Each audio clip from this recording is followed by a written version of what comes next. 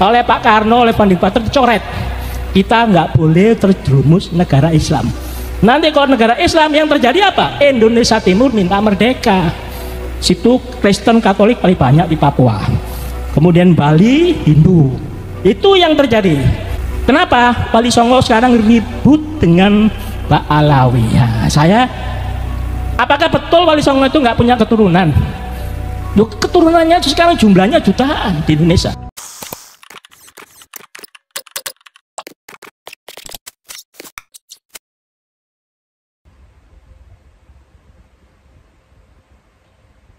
Aja ya, karena saya agak sakit kalau berdiri. Yang saya hormati Kiai Haji Muhammad Abdul Gufron Al-Bantani, yang dibilang Abuya Gufron, pimpinan Pondok Pesantren Unik, yang kemarin saya di Malang menghadiri, sekarang menghadiri juga yang Ponpes Unik di Jakarta. Beliau ini masih saudara sama saya ya, di rangkaiannya Sultan Banten itu beliau. Saya dari Sapiuddin Sultan Banten 17 itu larikan diri ke Jawa Timur, menikah dengan Jawa Timur, nanti anaknya namanya Kunti. Nah, Kunti itu rangkaian leluhur saya. Jadi silang dengan rangkaiannya Badruddin yang menikah dengan Nyai Mas Fitria, anaknya Sunan Giri ke-8. Nah ini. Kemudian yang saya hormati pula Kiai Haji Syekh Sa'rif Rahmat RASQMA selaku Padepokan Sunan Kalijaga. Nah, Sunan Kalijaga itu punya anak namanya Ratu Mandoko, dan punya anak juga Sunan Muria, itu anaknya Ratu Mandoko, anaknya Sunan Kalijogo. Ratu Mandoko itu dikawini oleh Kebo Kenongo menghasilkan Joko Tingkir. Nah, Joko Tingkir nanti menikah dengan namanya Mas Cempoko, anaknya Trenggono. Nanti melahirkan Pangeran Benowo, melahirkan lagi Diah Banowati. Diah Banowati nanti menikah silang dengan Sedo Kepiak atau dibilang Mas Jolang, atau Sultan Agung Hanyokrowati, nanti melahirkan anak Sultan Agung Hanyokrokusumo. Itu rangkaiannya keraton-keraton Jawa Tengah. Berarti saudara juga. Kita ini blasteran kerajaan sama Wali Songo. Nah itu istilahnya. Ya, tepuk tangan. Kemudian yang ketiga yang saya hormati Bapak Hendy Lesmana selaku staf khusus Kementerian Pertahanan. Ini sangat dekat dengan saya. Terima kasih Gus Hendy. Ya. Kemudian saya hormati pula sini Irjen Polisi Rahmat Nur Wahid.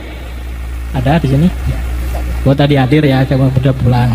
Termasuk Brigjen TNI Purnawirawan Wijang Pramoyoto. Ini senior saya dari Madiun. Nah, orangnya belum datang. Kemudian yang saya hormati pula Bapak Kang Mas Dr. Andes Haji Raden Murjoko, ya selaku Ketua Umum PSHT. Dan keponakan saya ini menikah sama sebelum Pak Murjoko, yaitu Pak Tarmaji, itu PSHT ketuanya. Keponakan saya menikah dengan keponakannya Pak Tarmaji, tapi masih saudara juga beliau dengan saya. Nah, kemudian saya hormati pula Bapak Romo Marsilius Salem Damani, Ketua Gereja Santo Lukas. Ya Bapak Romo, saya bangga sekali ada toleransi beragama. Orang Katolik hadir di sini. Ya. Saya mengetahui ilmu Kristen sama Katolik sedikit Pak ya. Nabi Muhammad itu diketahui nabinya oleh Buhairo sama Warokah. Itu agamanya Nasrani Pak. Beliau itu ternyata ilmu saya pelajari banyak.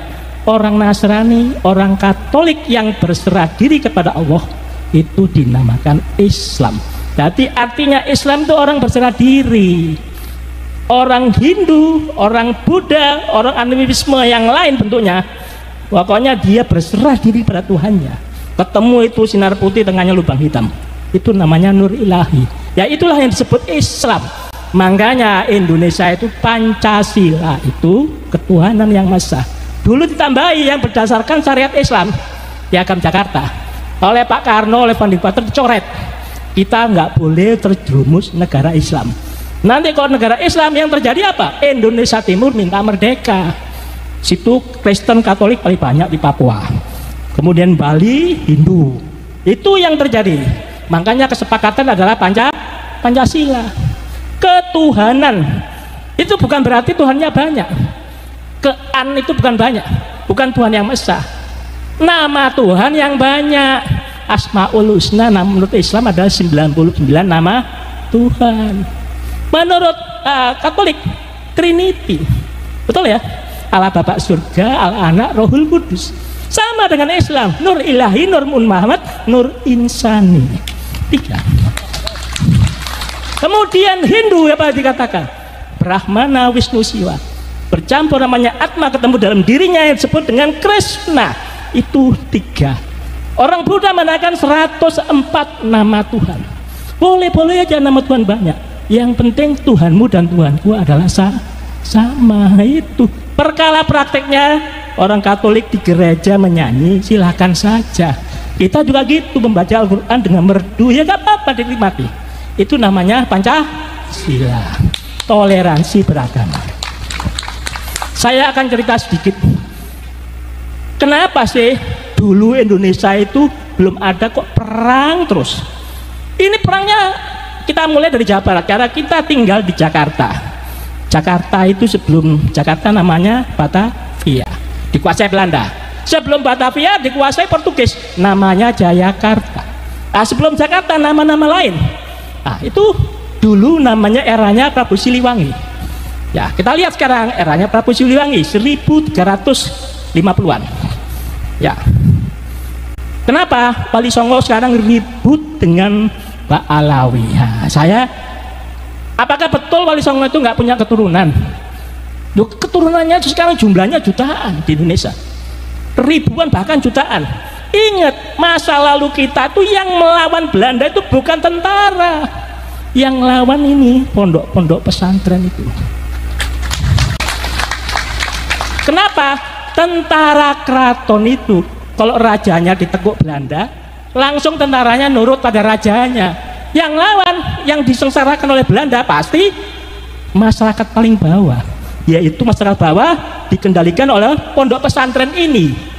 Pondok pesantren begitu Belanda membuat anyar sampai Pararukan, jalan tuh di Daendels itu melintas makam-makam leluhurnya Pangeran Diponegoro yang tiap hari didikirin, didatangi oleh umatnya, leluhurnya termasuk pengikutnya, itu digiles oleh Belanda tanpa izin. Marah nggak? Ya pasti marah. Terjadilah perang Jawa, perang Diponegoro 1825-1830. Nah, itu ceritanya. Nah, sekarang kita kembali lagi masalah Jakarta ini. Nah, Jakarta aja penting. Orang-orang dulu ngomong itu Salakanagara awal mulanya. Salakanagara mulai Dewa Warman meneruskan namanya Tarumanegara 328. Ya, masih ya, abad keempat Tarumanegara berdiri. Tarumanegara raja pertamanya Jaya Singawarman. Jaya Singawarman menurunkan Dharmaraya Warman. Dharmaraya Warman menurunkan Purnawarman.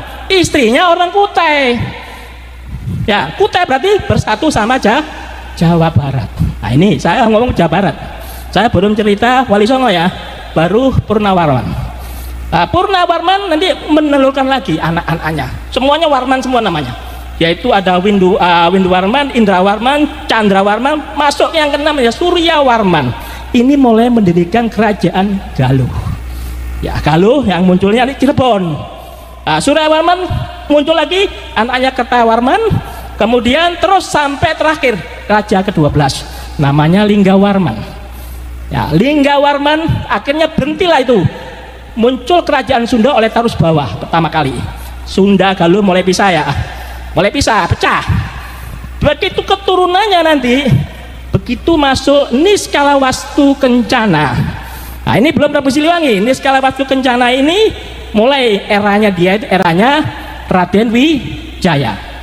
Raja Wijaya di mana tuh? Mojopahit. Mulai terjadilah Sunda dan Jawa Timur perang bubat. Dewi Pitaloka bunuh diri akhirnya. Sejak pasukannya datang untuk perkawinan nggak jadi, ternyata dibantai oleh rangkaiannya pasukannya Gajah Mada. Sehingga saat itu sebenarnya itu perkawinan silang itu menyatukan Jawa Barat, Jawa Timur. Tetapi tidak mau bersatu gara-gara peristiwa perang bubat. Ternyata Raden Wijaya itu bawanya bapak kandungnya Raden Wijaya, Mojopahit itu namanya Jayadharma, adalah keturunan Siliwangi. Itu bapaknya. Siapa? Mandimina menikah dengan Parwati. Parwati adalah Kalingga. Yang mandi minyak rangkaiannya Sunda Galuh, itu rudanya Raden Wijaya. Ibunya Raden Wijaya namanya Lembu Tol, yang dibilang Dyah Wisnumurti. Dyah Wisnumurti punya bapak Mahesa Cempaka, Mahesa Cempaka punya bapak Mahesa Wong Atleng, Mahesa Wong Atleng punya bapak namanya Kenaro. Ya ingat ya, nah, itu rangkaian. Jadi Raden Wijaya ingin menyatukan. Akhirnya apa? Sebenarnya dia adalah pangeran, ibaratnya orang sah menjadi mempersatu kerajaan. Hampir bersatu itu saat itu. Akhirnya pecah. Sehingga yang ditunjuk oleh Dyah Pitaloka ini punya adik kecil, masih kecil, namanya Wastu Kencana tadi. Ya, Prabu Wastu Kencana. Prabu Wastu Kencana sekarang lihat besar jadi putra mahkota, dia jadikan Raja Galuh, Sunda Galuh. Dia menikah dengan Larasati, Larasukarti, Dewi Larasukarti, menghasilkan Kentreng Manik, yang nanti Kentreng Manik menghasilkan Susuk Tunggal. Susuk Tunggal punya anak Kentreng Manik.